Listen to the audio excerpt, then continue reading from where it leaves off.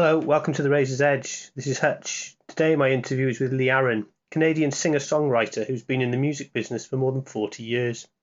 Although she's probably best known for her albums Metal Queen and Call of the Wild in the 1980s, Lee has an extensive discography, and her latest record, Radio On, is a fantastic melodic rock record which proves that class is permanent.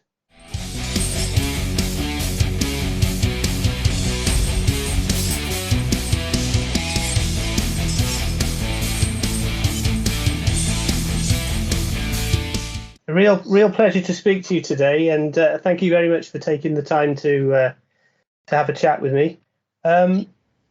First of all, I'm obviously across the other side of the Atlantic from you, but I wanted to check on you in terms of how you and your family are with everything that's happening around. I think you're in Vancouver, aren't you? I think that the fires are a little bit further north. Is that right? I see what you're talking about. Yes. Well, yeah, last week was a crazy week. A week ago today and on Monday, it was where I am in Vancouver. It was about 42 degrees. It was really like, I don't know, we got like a crazy, unbelievable heat wave. And then, yes, there's a town called Linton, which is in the interior. Now, the interior, obviously, it's less coastal. Vancouver's right on the coast. So even where I live in a town called White Rock, which is, it's a sort of a very, very nice suburb, about 45 minutes outside Vancouver, and it's right on the ocean and near the U.S. border, and it's beautiful here. But we got ocean breeze coming off the ocean every day. But in many places in the interior, it's near desert climate. It's very Midwest, right? So, we literally had a town like catch on fire. Like it was crazy. So yesterday I was listening to the news, and I guess they still don't exactly know what they're going to do, because all of these poor people, it's not even about you can have your home insured for fire, but if your whole town is gone, where do you go? Yeah. So pretty wild and crazy what's going on out here. It's, and go ahead. I was going to say, so the heat is, I mean, you have warm weather, but you don't have normally heat of 42, do you? No. Usually the hottest it gets here in the Vancouver area is in the summer it usually vacillates between, 26 to at the very highest 31, 32 degrees. Yeah. So, and because it's very temperate here, like we don't, because we get the breeze off the ocean, we don't usually get really humid weather like they do in the Great Lakes region. So most of the homes here, air conditioning is entirely optional. It's not a standard procedure to build houses with air conditioning. So like my house doesn't have air conditioning, and I have a very nice house, But yeah, we had oh my gosh, like every single window and fans going. It was just, we slept on the lower level of our home because it's half underground, and it was probably 10 degrees cooler down there. And I was still sweating. So good. You're still smiling there. That's the main thing.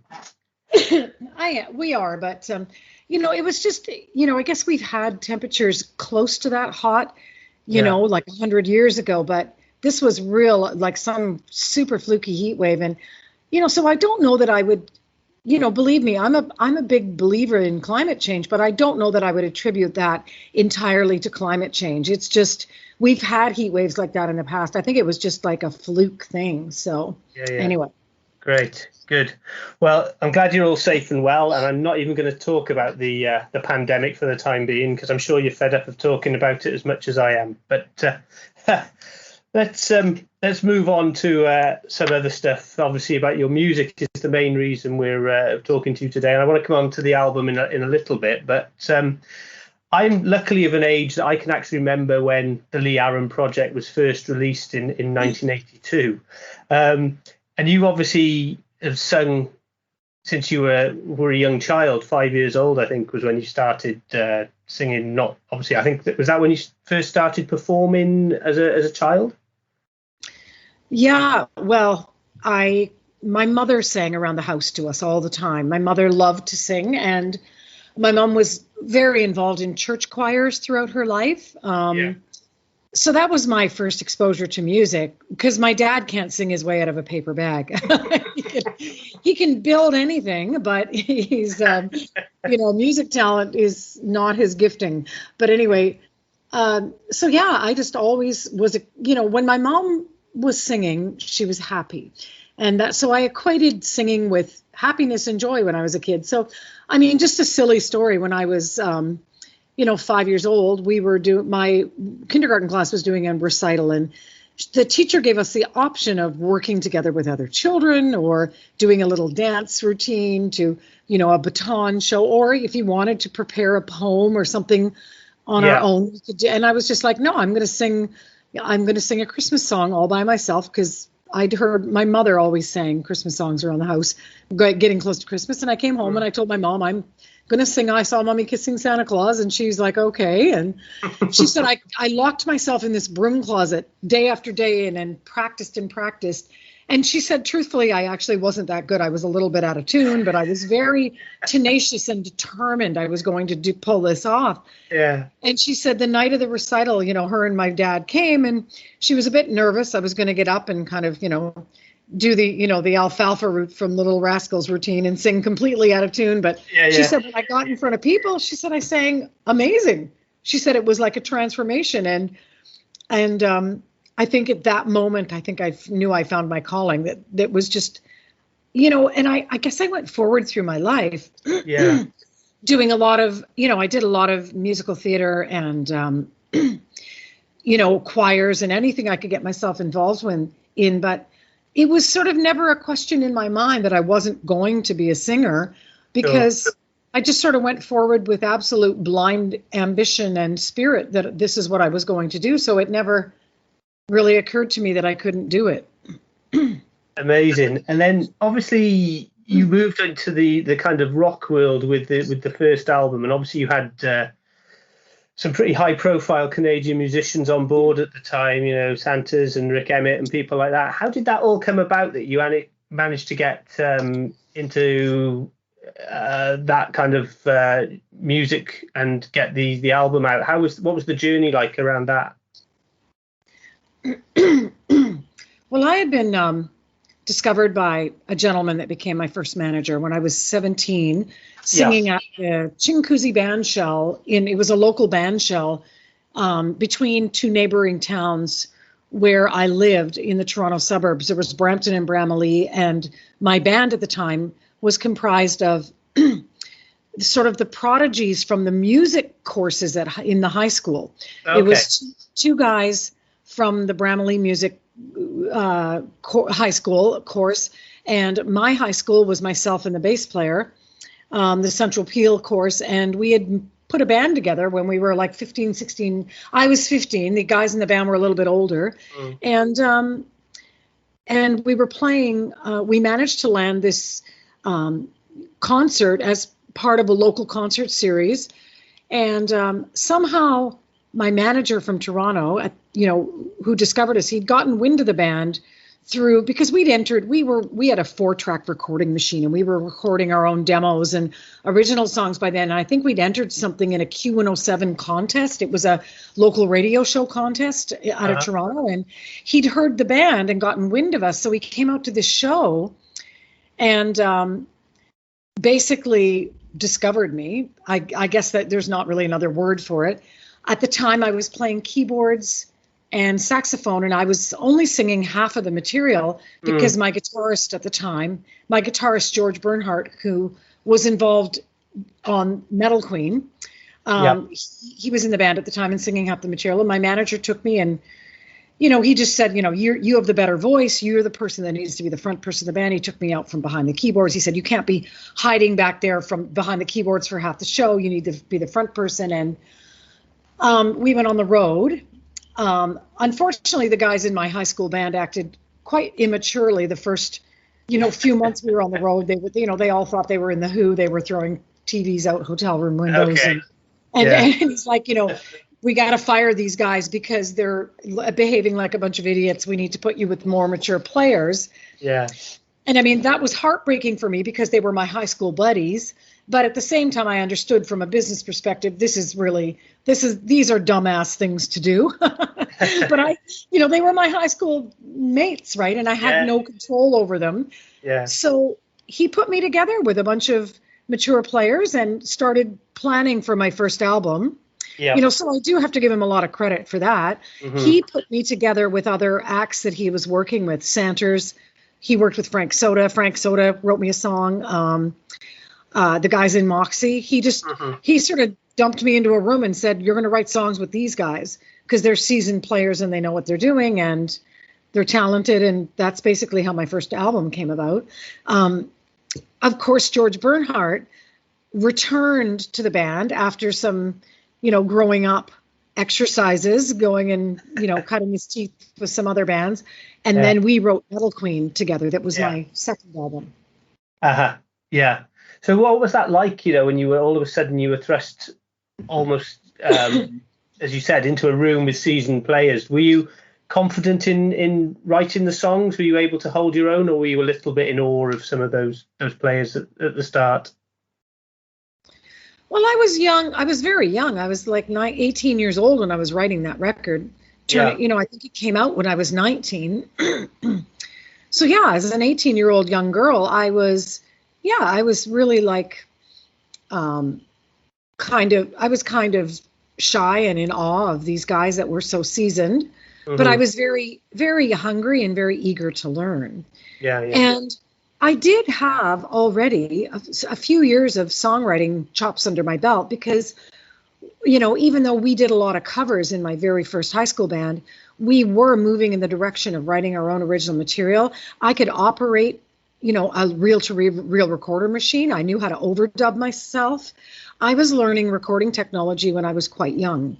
Yeah. And, so I already had some of these skills and I had been writing songs. So again, moving forward with blind ambition, it just didn't occur to me that I couldn't do it. I'm like, okay, give me some music ideas and I'll put words and top line to it.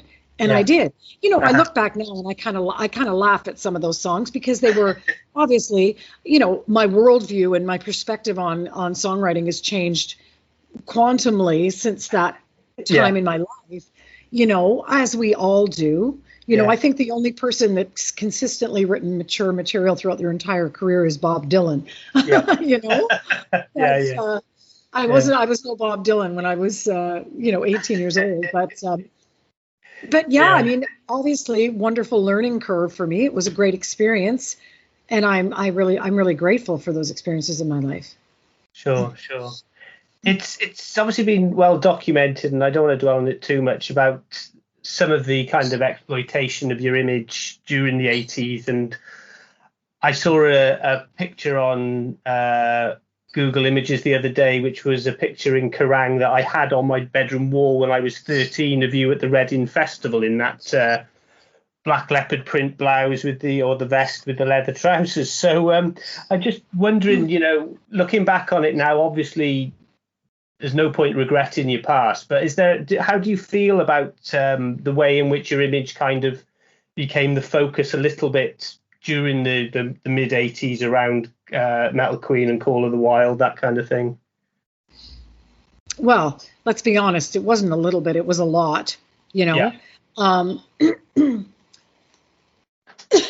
It's funny because I've had the opportunity to speak about this a lot lately. People have been asking me about it quite a bit.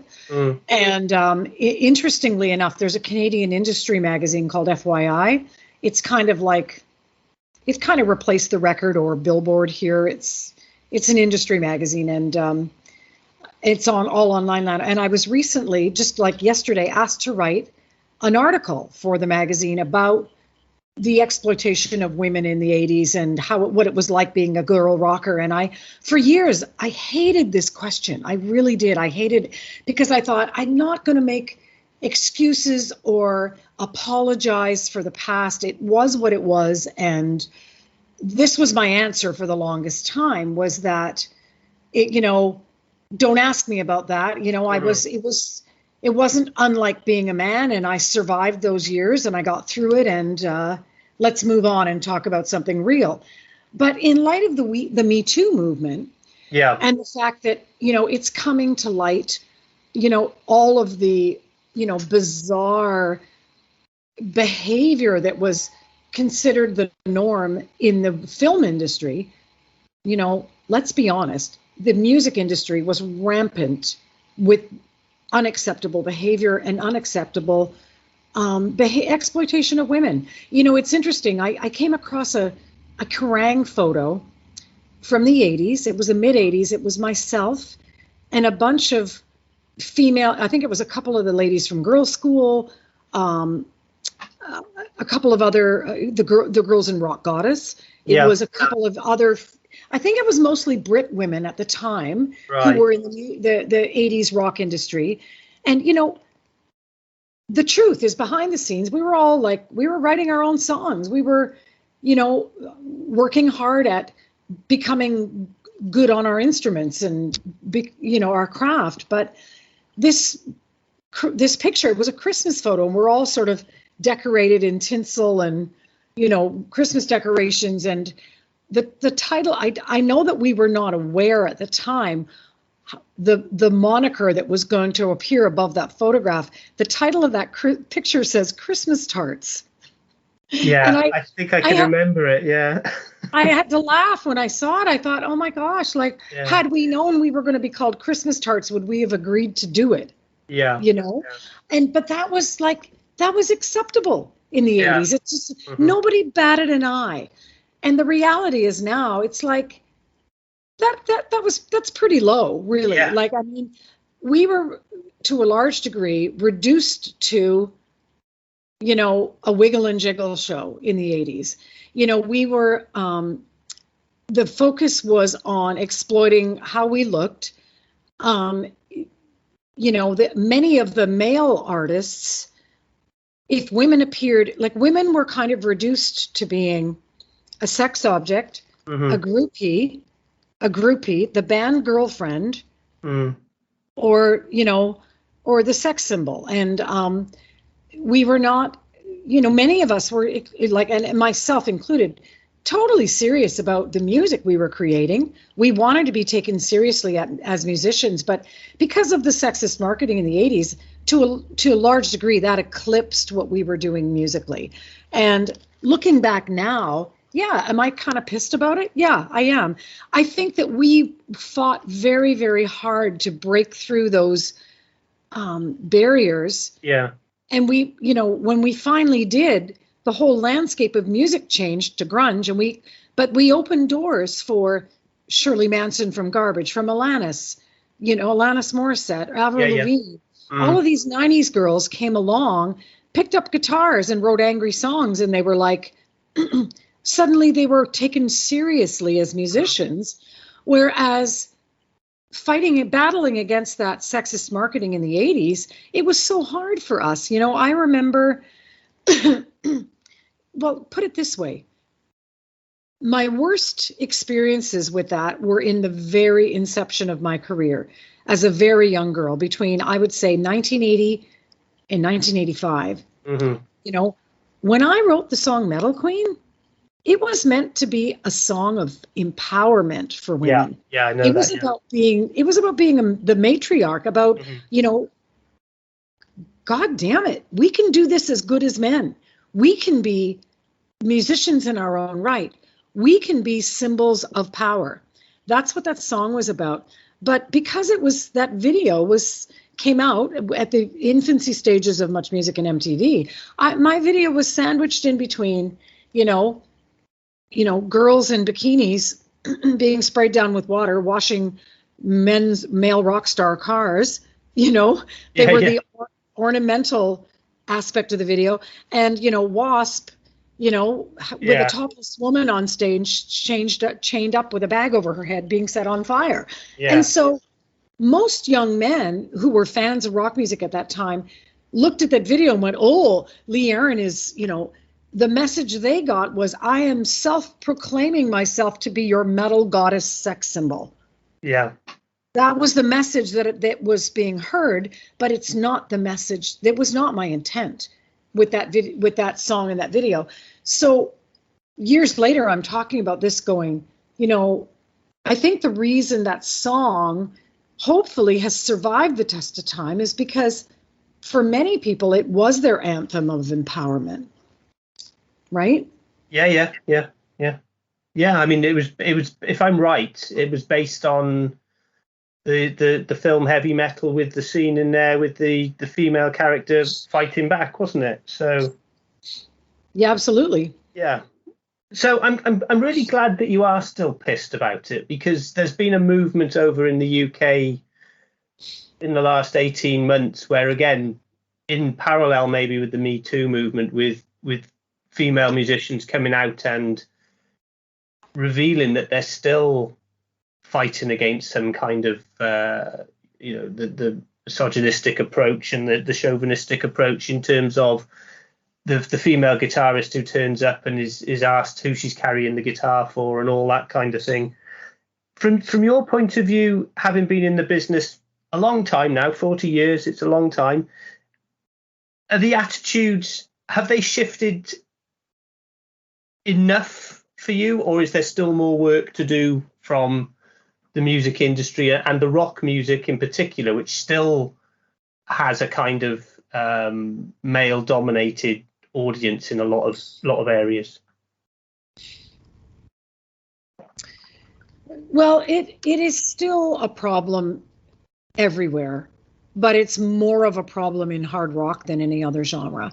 I have to say that. Even things in terms of like let's be honest, men still run the industry.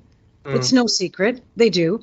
And this is no affront against you. I have I have so many men friends, and I enjoy talking to male journalists, but in my entire press run here in the last month, I have been doing anywhere from 15 to 20 interviews a week for the new album. I have probably done 60 to 80 interviews. Do you know how many women I've talked to? Oh, I bet it's single figures, if not two. One or two. Yeah.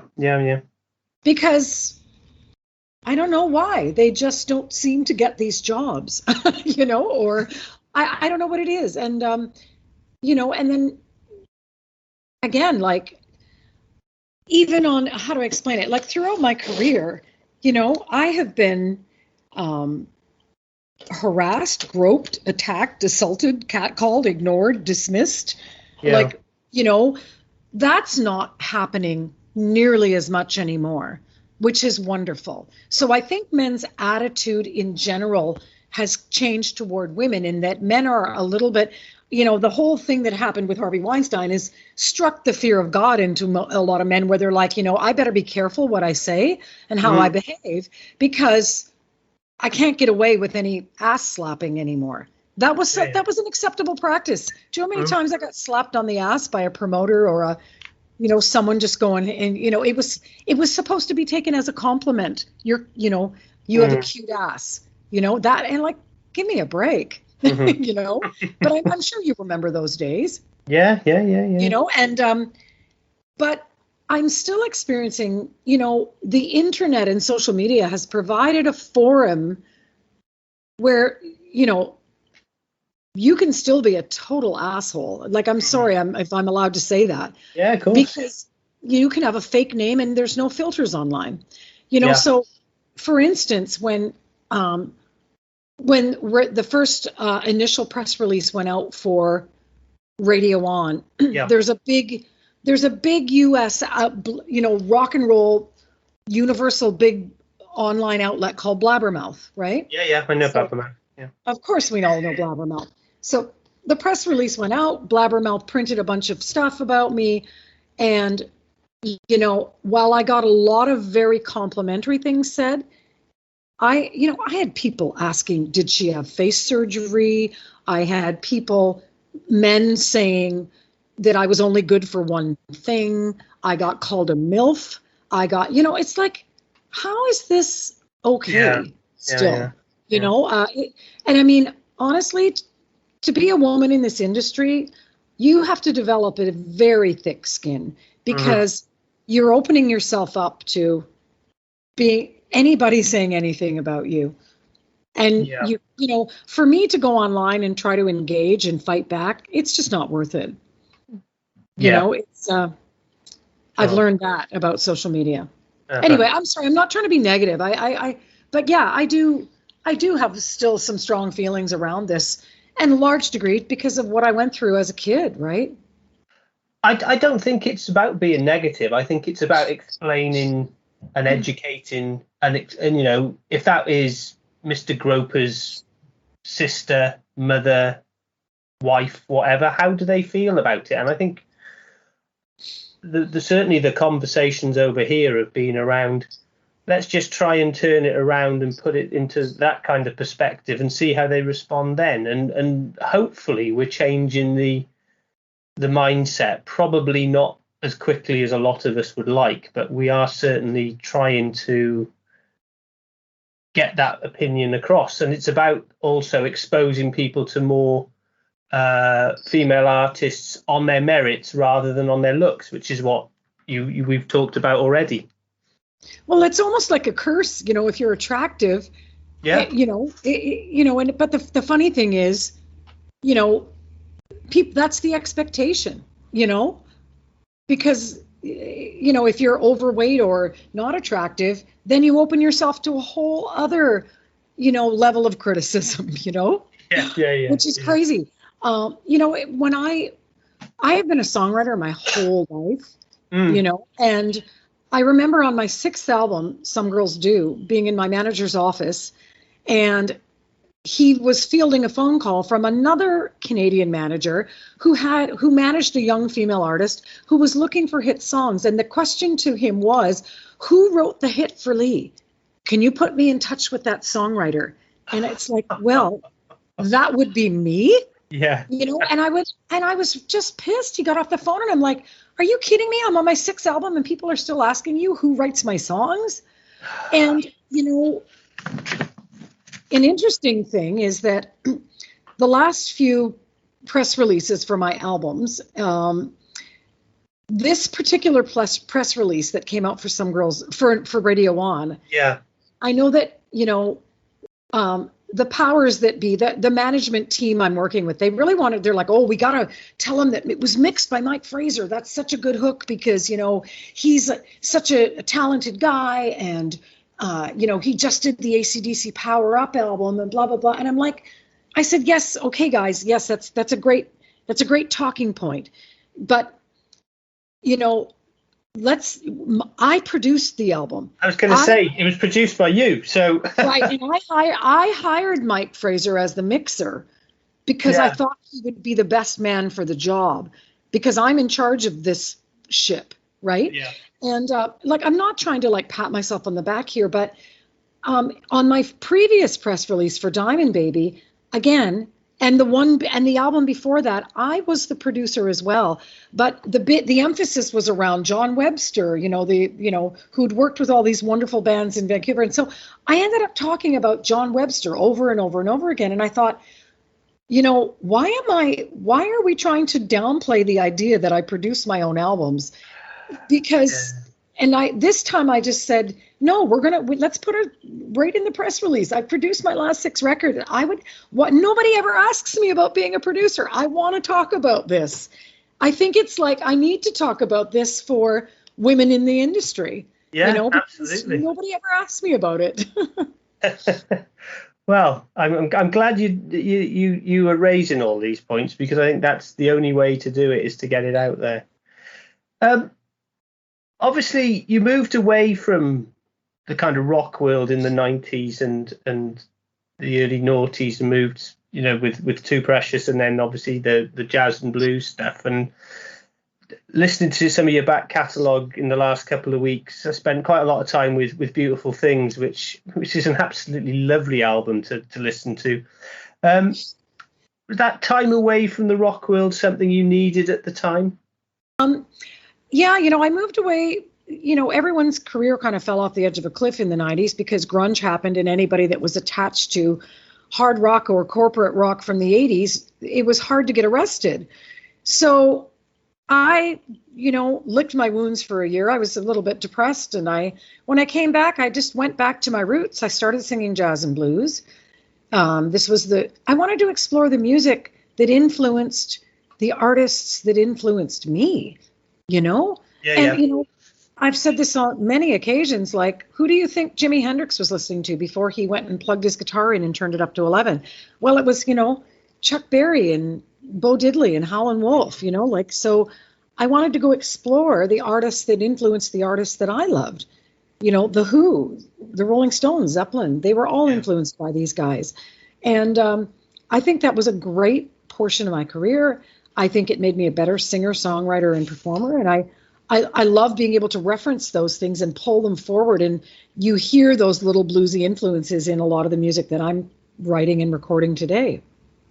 Yeah, absolutely. So we better talk about Radio On before we part. Yeah. Because it's the kind of conversation I feel I could have all day, but I appreciate your time. There's a real cohesive and spontaneous feel about the record.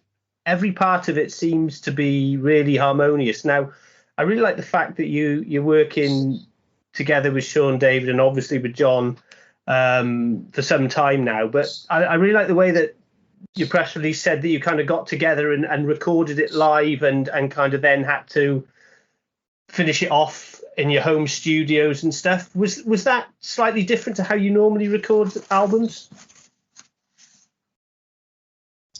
It is. However, I think it's probably how we will go forward, though, because we realize we can do this. We started recording the album the week that COVID exploded around the world. We were in the studio. Yeah. And so things got a little bit tense and a little bit weird because, number one, my guitarist he was from the other side of the country. His wife and family wanted him to fly home because there were so many bizarre unknowns. He wasn't even sure if he was going to be safe to get on an airplane. And we were, all of a sudden, our recording time, we're like, okay, we literally have 3 days. We got to get this done. So thankfully, we got all the bed tracks recorded live up off the floor, which was wonderful.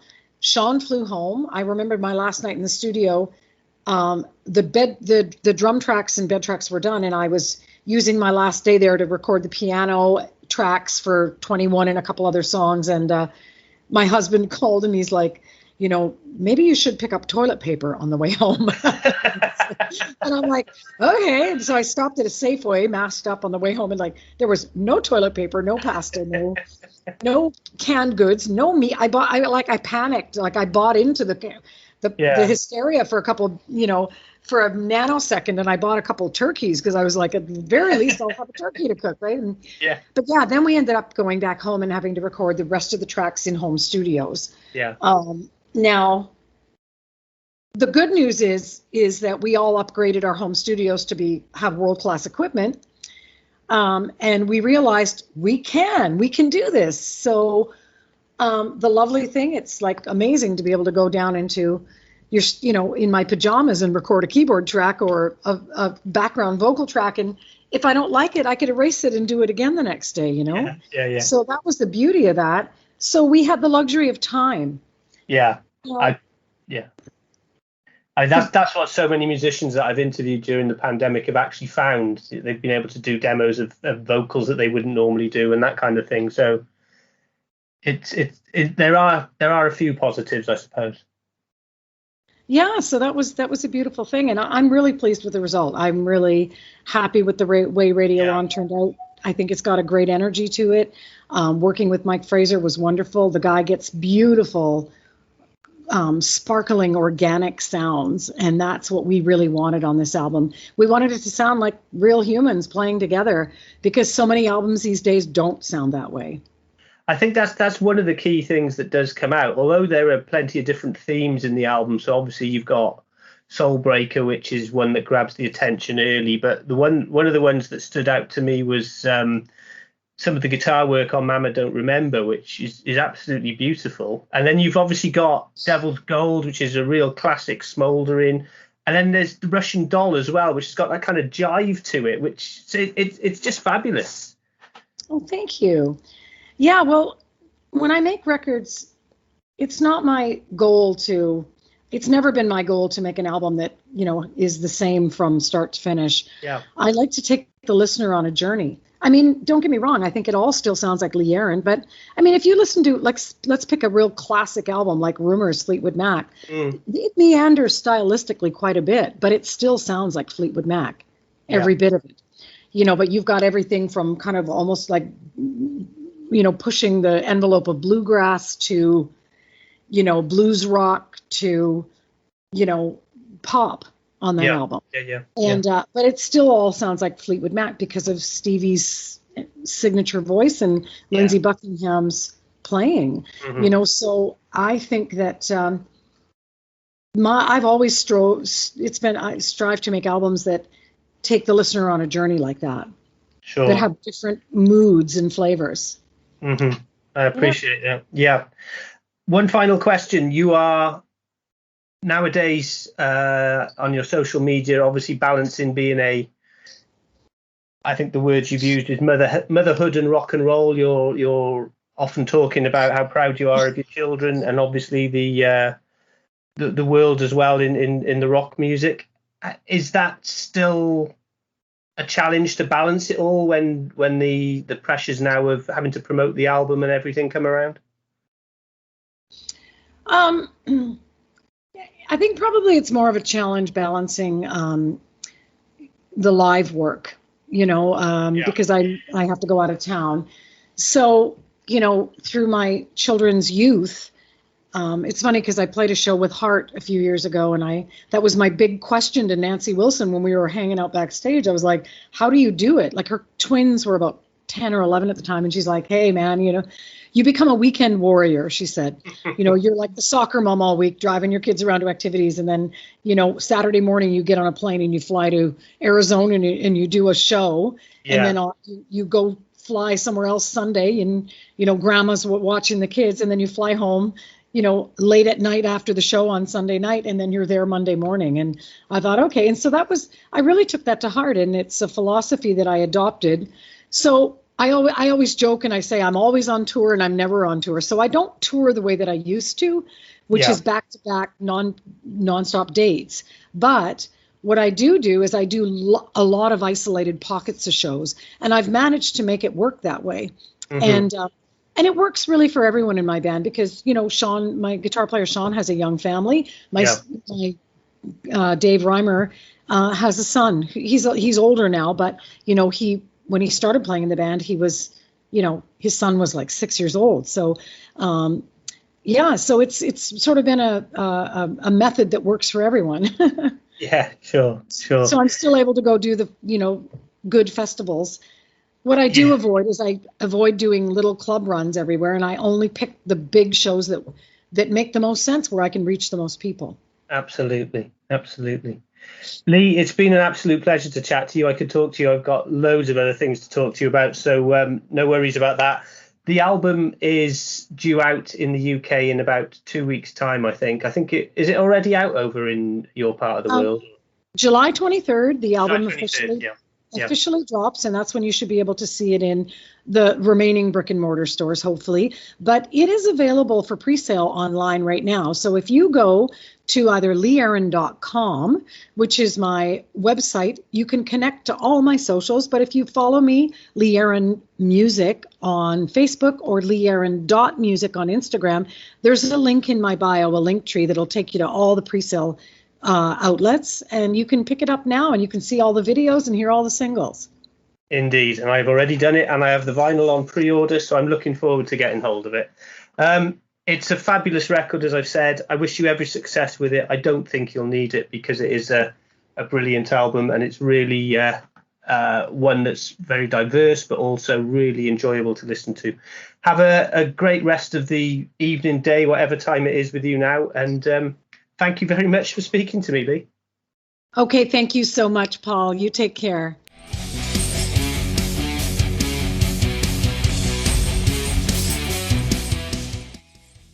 Thanks for listening. Make sure you keep up to date with future episodes by subscribing to our channels. For more information on this podcast, or for all the latest music news, reviews, interviews and more, head over to our website www.therazorsedge.rocks.